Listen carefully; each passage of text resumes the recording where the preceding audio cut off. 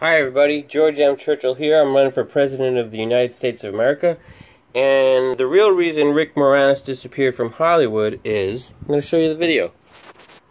I'm watching it now. It's trending. It's got like over 1 million views or something. Let's see what it's all about. I just watched it. Between Ghostbusters, Spaceballs, and Honey, I Shrunk the Kids, Rick Moranis earned his status as one of the great comedy icons of the 80s.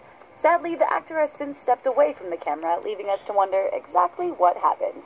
Here's what we know about Rick Moranis leaving Hollywood, in his own words. He was great in Ghostbusters. Wait. You going to oversee my driveway? Family Man. Moranis stopped appearing in live-action movies after his wife Anne died of breast cancer in 1997. Immediately after, he shifted his focus to raising their 2 children. In the rare interviews he's given over the years since her passing, Moranis has remained nonchalant about his decision to become a stay-at-home dad. In 2015, he told The Hollywood Reporter, "I took a break, which turned into a longer break." Fiercely protective of his children, he won't even reveal their names to the press. It's not unusual. These days, giving up a multi-million-dollar movie career at its peak might seem like a crazy idea. But when he made his decision to leave Hollywood, Moranis didn't think he was doing anything out of the norm. He told the podcast Bullseye with Jesse Thorne, "Stuff happens to people every day, and they make adjustments in their lives for all kinds of reasons. And there was nothing unusual about what happened or what I did." In fact, Moranis believes people only paid attention at the time because he was walking away from money and fame. Because I came from celebrity and fame and what was a peak of a career, that was intriguing to people. And to me, it wasn't that. It wasn't anything to do with that. It was just work, and it was time to make an adjustment. Missing the action. Moranis described a lot of sameness when it came to raising kids, so he admitted to Bullseye that there were certain parts about acting that he did actually miss.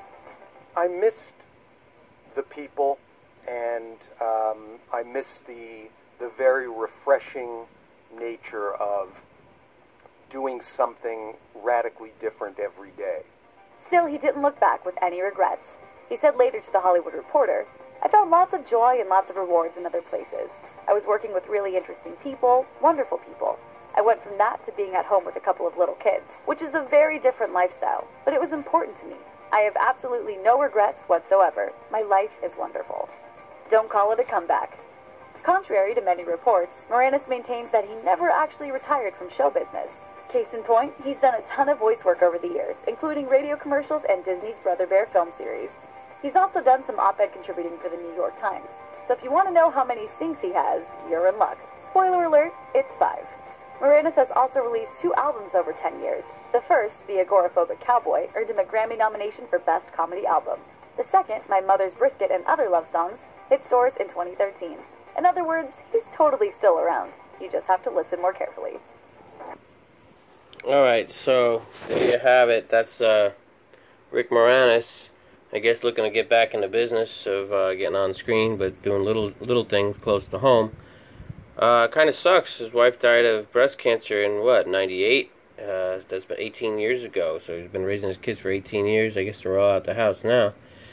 But, man, but he did the manly thing, which was take care of the kids, you know, screw everything else. The kids are first. And I commend him on that.